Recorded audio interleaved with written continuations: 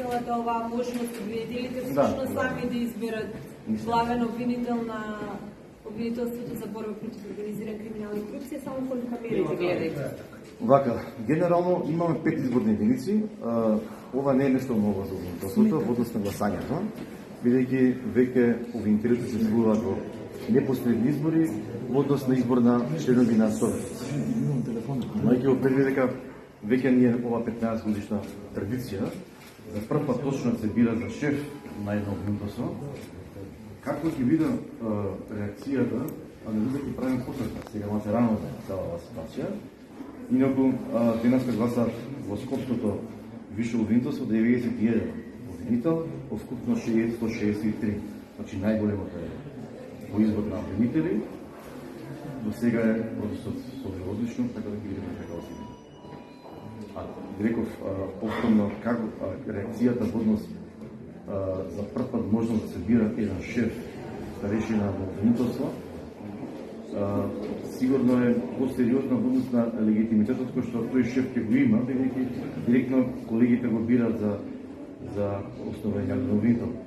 Сигурно има потешка одговорност, има бидејќи одговарат сепак пред колегите, а не пред собствените. Така е, од друга страна имаме чувство дека неговиот избор е поимун на било какви политички влијанија. Да, во секој случај за прв пат точно е тоа дали ќе треба да се преследи обвинителна и за другите обвинителства, односно старешини, особено например за висшите обвинители. Сепак ќе видиме што ќе остане овој изборен процес денеска и анализа ќе се прави сигурно после следната година ќе има еден по-детален аналитички процес. Колку обвинители гласа до 9 часа, дали имате информација? До 9 околу 21 обвинители. На кој начин ќе се врши после броењето на гласовите? Тука ќе дојдат сите гласови? Не, вака, значи ви кажам дека процесот е веќе 15 годишен. Денеска во 4 часа се затварат изборниот процес, се затвара во висшето обвинителство, се бројат гласовите, се констатира на записник и се оди веднаш во совет на обвинители, каде што има таму изборна комисија и заедно се пребројуваат сите заедно со сите други изборни од висшето штип, гостивар, државното обвинителство, тоа е петиот дебител. Обвинители во основа на кој подзаконски акт се спроведува овој тек на гласањето, со оглед на тоа што Советот на јавни обвинители нема написано правилно за спроведување на избор на јавен обвинител на основно дело обвинителство за организиран криминал и корупција. Ве прашувам со оглед на тоа, бидејќи ќе се затворат условно кажано гласачките места, како ќе оди понатаму процесот на предавање на записници, така натаму дали како тоа е по основа регулирано?